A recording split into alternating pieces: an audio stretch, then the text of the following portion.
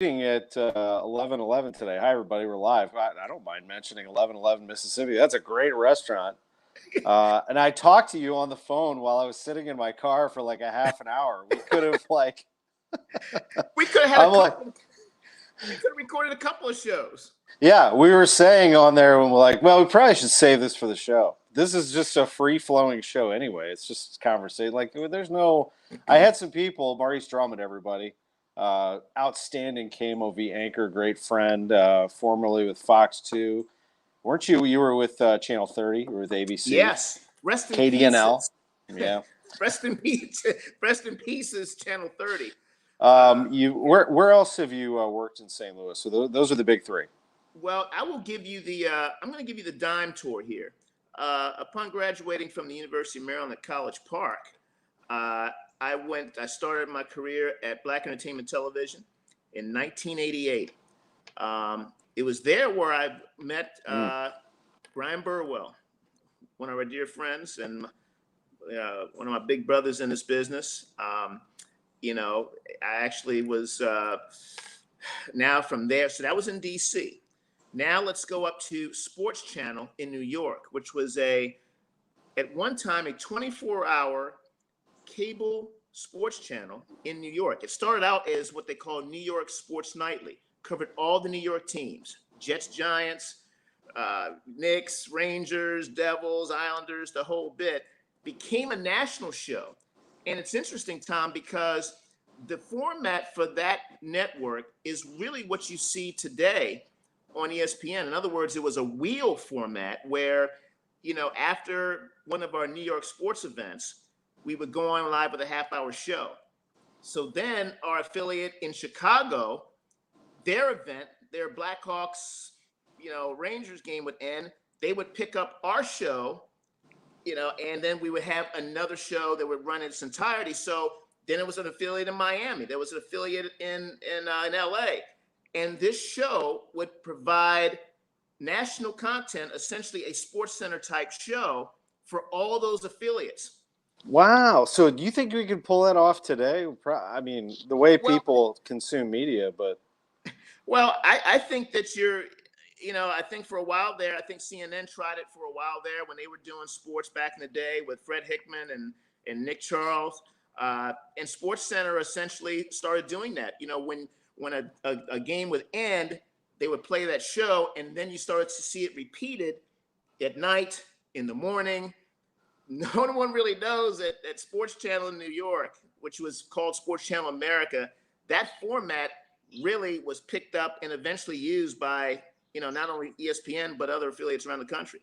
I wonder if we could do like a 24-hour sports, just St. Louis sports, just on a loop. I mean, would that kind of get old? Like, the Cardinals had 4 hits today and they lost to the Tigers over and over. Yeah, I mean, it get a little tiring, but Tom, the St. Louis sports fan. I mean, absolutely consumed with Cardinal baseball. With the Blues when the Rams were here. This sports town it's one of the best in the country. There's no question about it. And I grew up in Baltimore. And at one time, it's funny, people may not remember, but the Orioles were pretty good. The Orioles at one time, it used to be called the Oriole way. You hear about we know how the Cardinals do it, but for a long time, all the guys that came through the pipeline, Jim Palmer's, Eddie Murray's, all homegrown, to go on to become, World Series champions and really a model in baseball. Obviously, the Adam Jones group tried to get it done, maybe 10, 12 years ago, but, it's been some lean years. But it really was, when we had the Colts and the Orioles, they were sort of the heart and the soul of the city. And, when the Colts left, obviously the heart was ripped out, went to Indianapolis and, never had pro hockey. Had pro basketball for a while, the Bullets, eventually became, the Bullets / Wizards later on. But, the St. Louis sports scene is something I've always appreciated because it really reminded me of the way it was back home in Baltimore. Yeah, good sports town, no doubt. And there was the difference, though, a couple of differences. One, that St. Louis has had some recent success, and with a Super Bowl champion and a couple Yep. of World Series and a Stanley Cup within the last 20 years. Mm-hmm. But also, we don't have that close proximity to another sports town that I feel like there was some animosity there. Like I used to talk to Brian Burwell about this, and he said absolutely Yeah. between Baltimore and Washington. What was that like? Oh, it's people don't understand. When the Colts left Baltimore, obviously it hurt greatly. So, but a lot of people were just like, well, just root for the Redskins. They're 30 miles down the road. It's like, no, you don't seem to understand. These are essentially two cities. They're in two separate solar systems Yeah, in terms of the makeup of the city. Washington D.C. Most powerful city. Very progressive. Very cosmopolitan. Baltimore, a lot like St. Louis, neighborhoodish. Um, very a city by the water, humid during the summer, but just extremely a tough city. And they just didn't mix. And yeah. so rooting for the Redskins didn't happen. I sat for 14 years and waited for football to come back to Baltimore. I did, and rooted against Indianapolis. So, but yeah, but Burwell, he was exactly right. There were no two cities that you could find just absolutely more contrast than Baltimore and Washington, even though they're 40 miles apart. Did you become tight with Bernie Miklasz and talk about Baltimore? Oh, Bernie and I, we talk seafood. We talk about the crabs, and I was on a show, last year, and Bernie was, you guys were, always the first guys that I met coming here, and got a chance to, talk to Bernie and talk about the Colts and Bernie's history. I mean, his folks had season tickets, the whole bit, and it's just one of those cities. Tom, it's almost amazing to me when I came to St. Louis. I'm like, wow, I just came to Baltimore in the Midwest. And Yeah. if you look at the two cities, two cities who both lost football teams, you know, 2 times for St. Louis, 1 time for Baltimore. Two cities who, again, I talk about, the makeup of the city, very neighborhoodish, even though in Baltimore, we don't necessarily ask what high school you went to, but very, very connected, but also, and I'll say this too, two cities who have watched our racial problems play out on national television. When you look at what happened, here with Michael Brown, go back and, you see what happened in Baltimore. We had, riots there as well, and a lot of tension, playing out on national TV. You'd be surprised. It's two cities. They're almost, when you look at thing that happened with Freddie Gray and how the police department reformed. I'm like, wow, Ferguson, Baltimore. I've seen it all play out. Yeah, I know. And you and I have had some emotional conversations over the last year and a half about what's been going on. And we definitely Yeah. have been on the same page in that, we're sad about things. We want things to change, but we also love this city very much. Like there's a lot to love. And I feel like sometimes we're really close to being great again. And then I feel like sometimes we're really far away. And I don't know what the answer is really, and we're not going to come up with it on the Garage Happy Hour necessarily. But I just, you know, I know in our hearts how much we love this place, and it Yeah. hurts sometimes. Like you love something so much that it hurts. That's Yeah. kind of where I am sometimes, don't you think? Well, no question. And I've had, again, you and I have talked about things, about these matters over the last year, and I've talked with other folks who, kind of asked me about it now that I'm covering news. And, I tell folks that, even though, I'm from Baltimore, but St. Louis is my home. And I care about the people here. I care about everything. My kids, my oldest son, Christian, he was born in Maryland, but 6 months later, he's a St. Louis kid, and so both of my kids are here. And the thing about doing news here now, Tom, and I covered sports for 33 years, and 31 years. In the last 2 years have been in news, and I got to tell you, I think that right now, in my career, I feel like that as much as I've covered the biggest games, and you and I have been in the locker rooms for the biggest wins in the history of this city, the big, whether it's the, Rams leaving town, or whether it's, St. Louis getting soccer, 2 winning World Series here.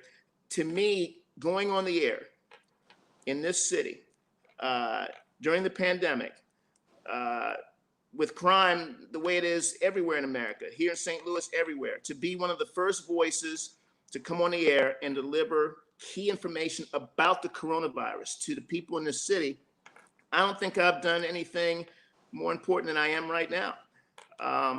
People need information. They need the right information. We're talking about something with coronavirus that, this affected people's lives. People died from this virus. And, I just really, to come on the air at, 4:30 in the morning, and to be able to, again, be one of the first voices, as you are, over at the Mocs. I think this is the most important stuff that I've done in 33 years of my career. I hear you. And the other thing you do very well is not only do you dress impeccably well, but you Thanks, you brother. put on a warm persona. I think that also, while you're delivering very serious news, I think seeing you over and over again the same way actually is comforting people. So, to be able to turn on the TV and there's Maurice, he's downtown, he's at KMOV, and he's ready to go. That's something that brings people a little normalcy, like they latch on. That's probably the secret to your success, and that I know your show's doing really well.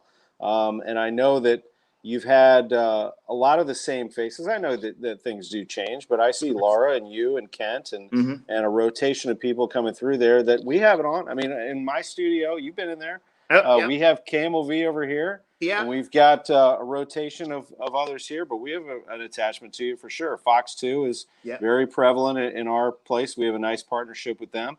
But I would say for you, that is a big part of it, don't you? Do you feel that? I mean, do you feel like that I have to do that? I also have to be warm and welcoming to people? Well, and first of all, I want to thank you for the kind words. I don't know if it's I don't really put my tie in the morning and look in the mirror and say, okay, Maurice, you need to be warm today. My whole thing, Tom, is being me, and might sound like a cliche, but that's all I can be.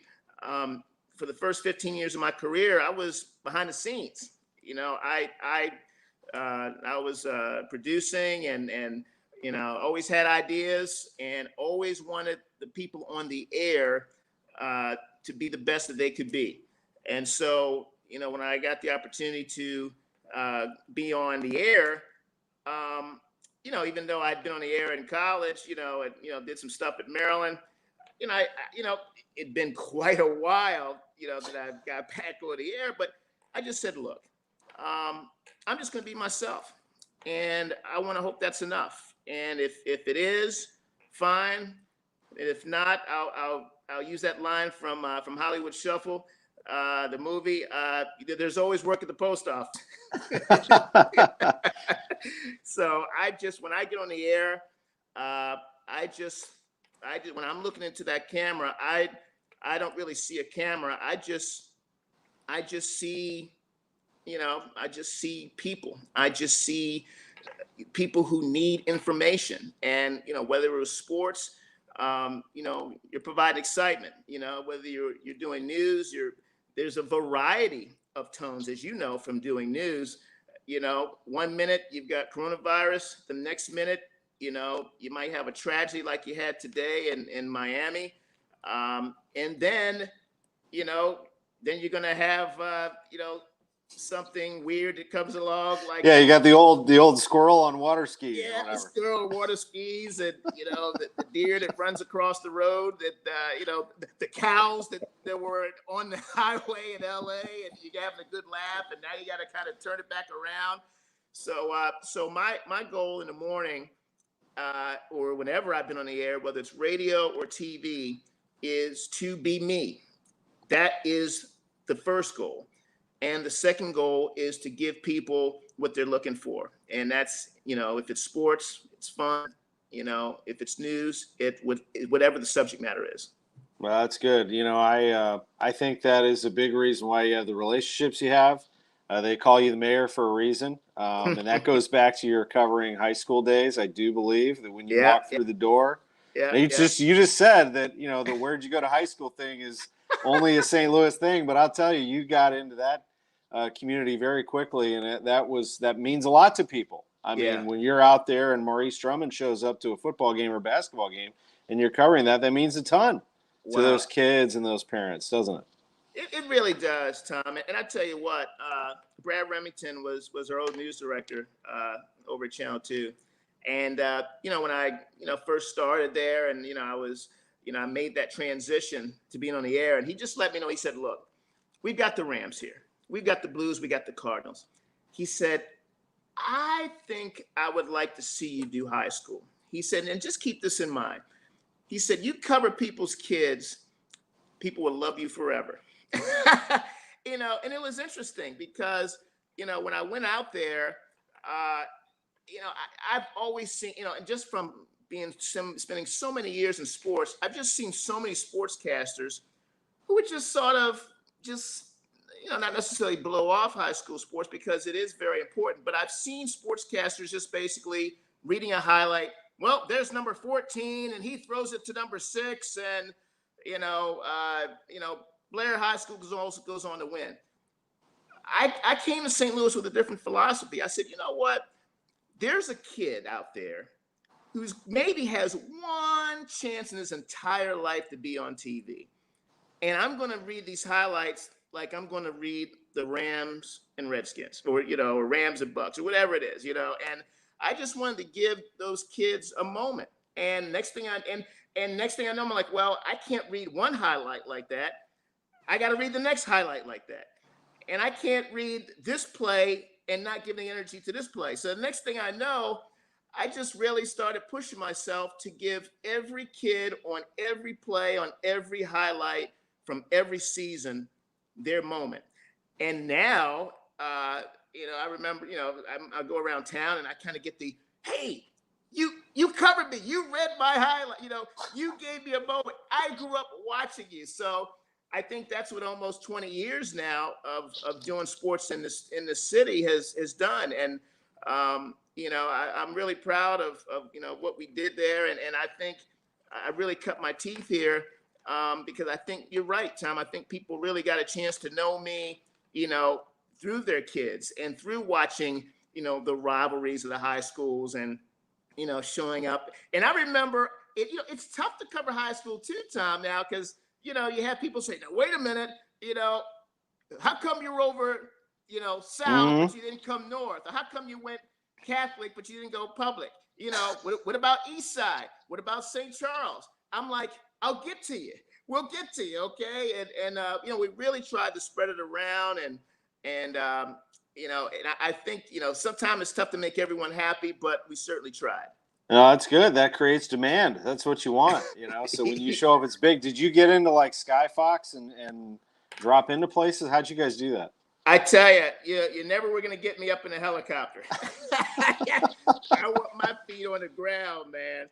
But we had some great photographers over there, and whether it was by land or by by helicopter, it was always exciting. And when you're talking about the big show coming to your school, it was great. And being out there at the end of the night and wrapping up those games and covering the championships, saw some great players here. And let me go back a little bit. The first big name player that was playing in high school when I got here, Will Franklin was there for Sean. Jeremy Macklin. I used to I said, you know what? I said, this young man, I used to call him the human highlight film, because the way we used to manage it was because every time I said, okay, let's cover 2 games, that may be a little further out of town, because I would get a chance to get Macklin. You get there for 5 minutes, he's going to give you a 90-yard kickoff return, an interception return for we're out of here. We got the highlight, Macklin was money on Friday night.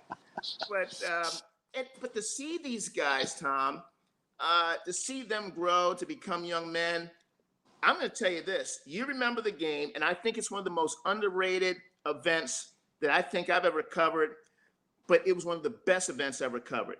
Mizzou, Kansas at Arrowhead. Oh, and dude. See, Tom, no one talks about that game. The best. It was one of the best sporting events I'm telling you, 2 winning Cardinal locker rooms with champagne on the ice for the Stanley Cup. Unbelievable. But Mizzou was this close to playing for a national championship, and they beat Kansas on ABC 2-3, with Mizzou going to number 1 in the cold at Arrowhead with local kids like Macklin. You had a Heisman Trophy candidate in Chase Daniel. I'm getting goosebumps because I did an interview on the field with Macklin on one side, Will Franklin on the other. I'm like, are you kidding me? I was covering these kids on Friday night, and I got these kids between me on a night like this. It was one of the best moments I've ever had here. That's incredible. Oh, what about Bradley Beal, Jason Tatum? Oh, well, here we go again.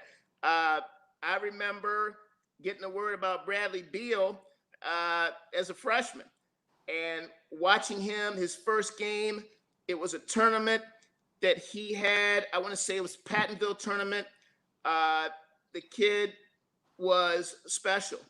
And I remember every time, again, I'd show up, and not to say that every time I show up, Bradley Beal played well. Bradley Beal could be a future Hall of Fame NBA player.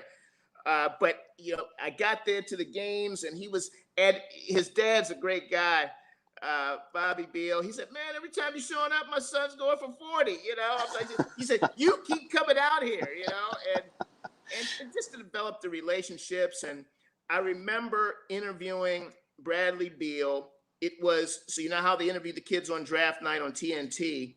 Bradley Beal was on my set for Sports Sunday, live in studio. And I'm like, how about this? This kid just got drafted by the Washington Wizards.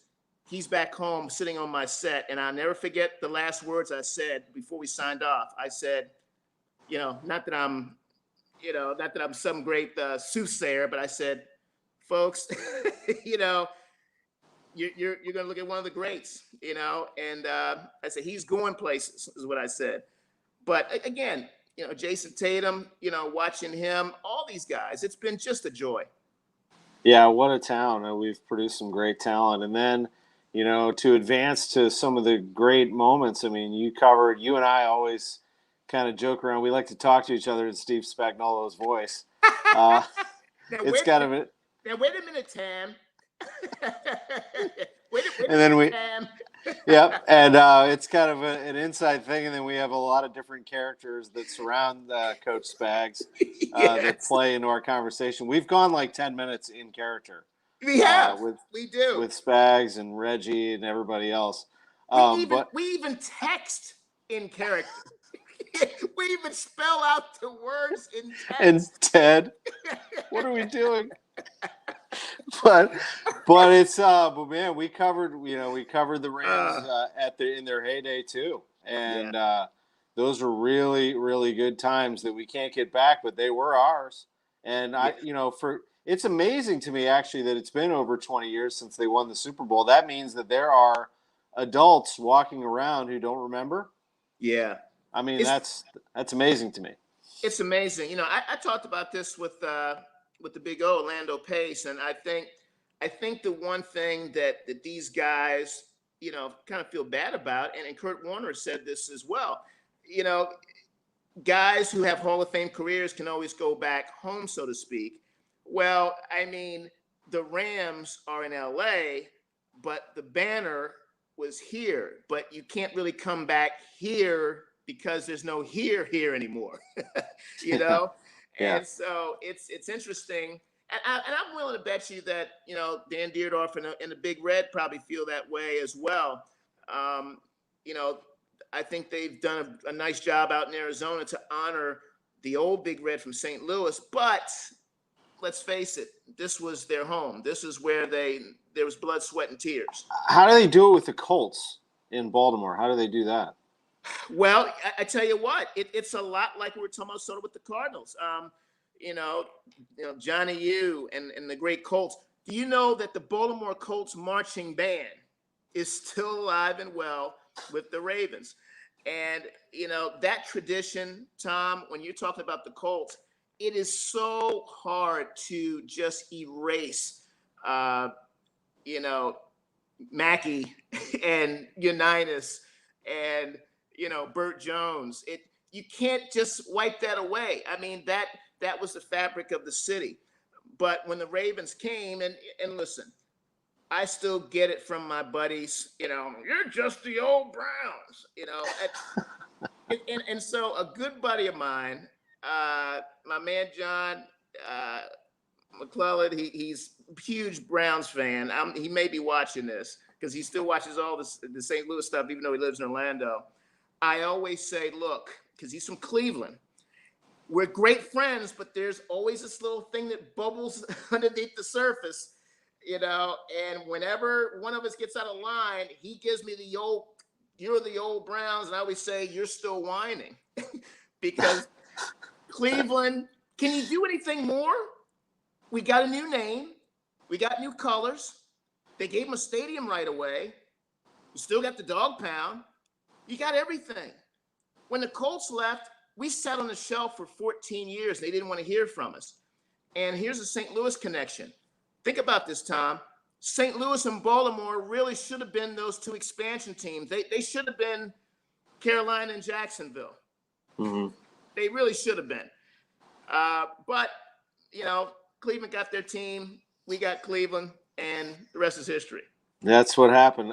Can you believe that it was just 2 years ago that this city was, on fire? The Blues won the Stanley Cup. Whoa. Cardinals were pretty good, and they ended up winning the NL Central. Mm-hmm. But there were a lot of these going around in 2019. Yeah. And you made mention of it being on the ice with the Stanley Cup champions, Game 7. What was that like covering that team, Maurice? Because I know you were very much involved with the Blues for many, many years. Yes. It's funny. People talk about, media guys and, trying to keep your, don't be biased, always be professional. And we are. But let's face it, Tom, and you know this, you're covering human beings. You're covering a team or teams that are just sacrificing their bodies for that city and the city loving them back.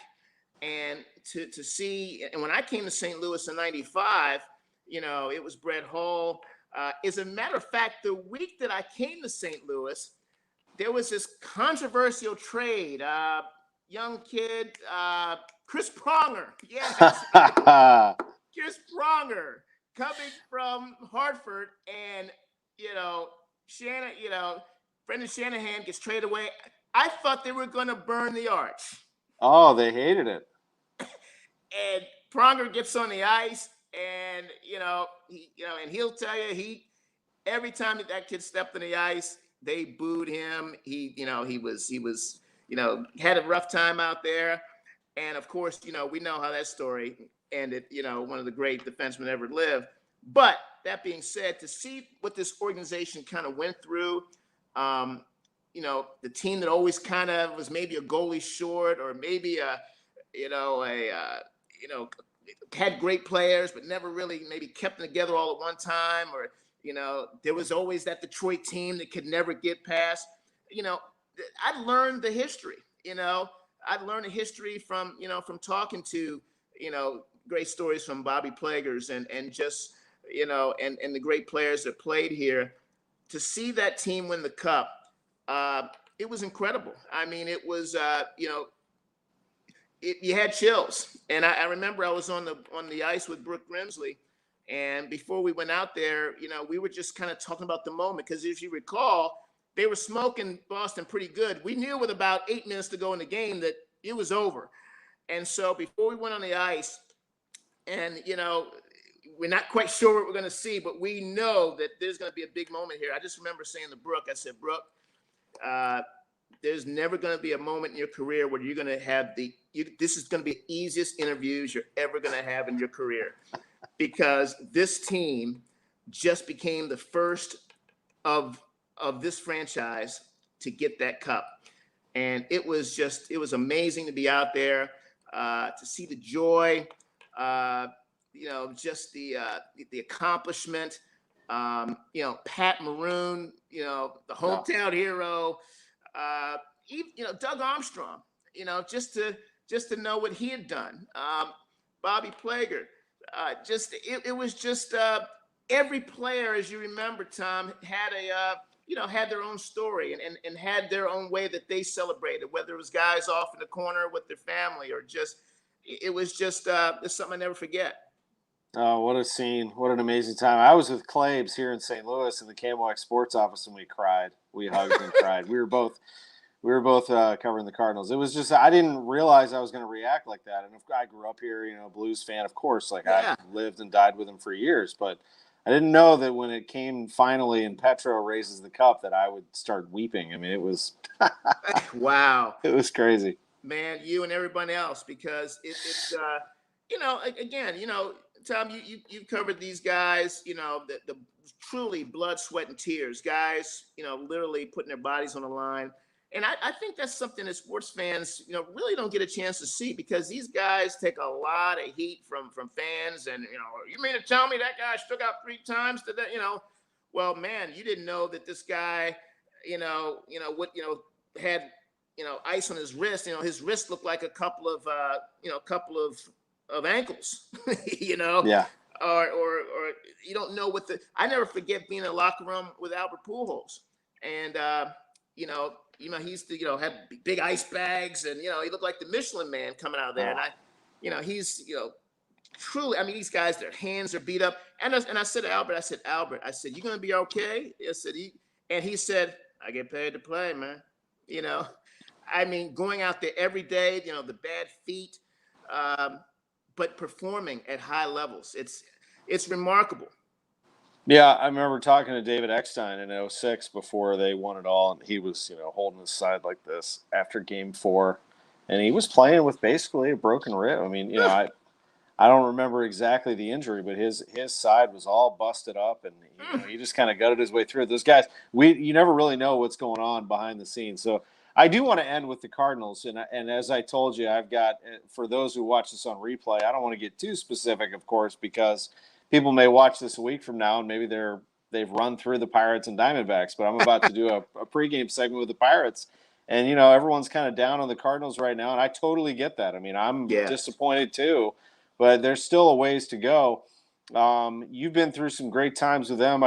We did have one listener. Remember, Dave on Twitter wanted you to talk about a beer shower you got from Waino. I don't think that that was your first time either. I think you've been in a lot of those celebrations. I've been in a lot of those celebrations, and boy, that stuff is really cold and it stings. But that beer shower that I got from that Dave is talking about was interesting because, again, we were in Atlanta. They closed it out, and I can't remember. I was interviewing Mike Schill, and as I was interviewing Mike Schill, all of a sudden my brain froze, and I'm sitting there, and I just said to Mike Schill, "This stuff is really cold." So Mike Schill, and so Wainwright is pouring a beer in my head, slow pour, not a dump. It was the slow pour really gets deep in there. And he kind of did the slow pour, and he's just sitting there chuckling. When you see that video, it's actually on my Twitter page. You got to go back a little bit, but you will be able to see it. I think that he had the look on his face that said, I wanted to do this to him for about 13 years. He was cracking up, and I'm shivering. And Mike Schultz is like, I was like, this stuff is really cool. He says, yeah, I know, it's great, isn't it? I mean, Mike, Mike, he didn't set me up, but he didn't exactly help me out either. So Yeah. it was a great moment. I hear that. You get Cardinals fans too, don't you? Like, you understand the angst and the anger, but also the excitement, the range of emotions. I mean, you can, even when they're at their lowest, I love the interaction. Like, the worst day ever would be apathy. And I don't know that you're going to get that from them, but you can't let that happen if you're the Cardinals. That's the thing. This is a franchise where every generation has seen a championship. I mean, so there are standards. People, and the beautiful thing about this, I know we run out of time here, but my boys are my oldest son's gonna be 19 next week. My youngest is 15. They know who Red Schoendienst is. They know Bob Gibson. They know all the Hall of Famers. They know Go Crazy, Folks, Go Crazy. They know the moments. They know the Hall of Famers. They know everything about Cardinal baseball. The history is so rich, and it starts from birth, and that's no joke. That's the way. That's Cardinal baseball. It is. That's very well said. The Cardinals do an amazing job of tying together the generations. You feel like you knew Lou Brock and saw him play, because Lou Brock is very present, and I miss him every single day. But and Bob Gibson and Stan Musial, because we heard about them over and over, and that's why I believe the Cardinals will stay competitive, relevant, strong, and I don't think they're finished this year by any stretch. Although they don't look very good, I'll tell you. But they're banged up too. I mean, they need to get healthy. I talked to. I don't want to say, but I talked to a former player today who said, they just need to get healthy. I mean, let them get healthy and then let's see. So, finally, so I've been sipping on this Budweiser while I've been talking to you, because I'm pulling out all the stops, a cold frosty one. Maybe they can turn it around tonight. But I noticed the back of this. You know why I like this can? What? Look at this. Let's see that. What does that remind you of? I'm trying to see. What does that say? Does that remind you? No, I'm talking about the colors. Does that remind you of some candy striped pants, my friend? Indiana basketball. We're coming for you, buddy. Oh, we're coming for those Terrapins, buddy. Oh, let me tell you.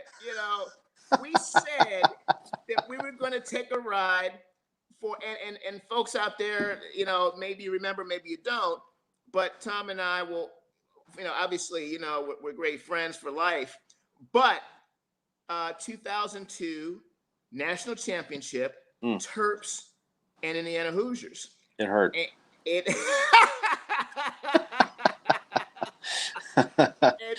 listen, for me, it was a great year because, my son was born on June 29th of 2002, but the Terps won that championship in 2002. And so with my first son being born, and the Maryland Terrapins. And listen, my junior year was the Len Bias senior year.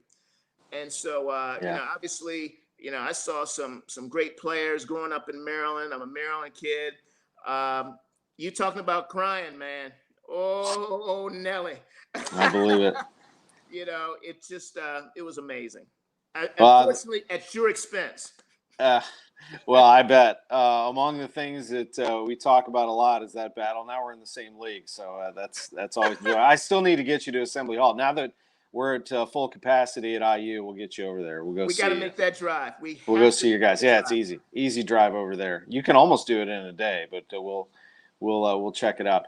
My friend, it's great having you on the Garage Happy Hour. It's been awesome. It's a pleasure being. It's a pleasure to be here. I mean, you've had all the greats here. I'm just I'm fortunate and pleased to be here. You almost look like you're in the same room. You got the brick background. I mean, you did it up. You did it up right. We're ready to go. I was ready for you. I appreciate you. We'll catch up soon, I'm sure. And both of us are on the air in the morning, so I guess we need to get our rest here pretty soon. Yep, we got to get to sleep. That clock will go off at 1:15, 1:20, 1:25, 1:30, 1:35, 1:40. Just keep hitting it. Not me. I'm a little later than that. Have a great one. Thank you very much to Eric Sykes. Thanks, and Tom. thanks to our producer, Eric, and also our great Thanks, Eric. sponsor, Bommarito Automotive Group is our sponsor. Bommarito has been amazing throughout the Garage Happy Hour. We thank all of them, and we'll see you on next Thursday's 5:30 show. At Bommarito, shop thousands of new vehicles. Get more for your trade, the Bommarito nationwide warranty, 10 years, 200,000 miles, and the best service after the sale. Bommarito, Missouri's #1 automotive group, open 24/7 at Bommarito.com.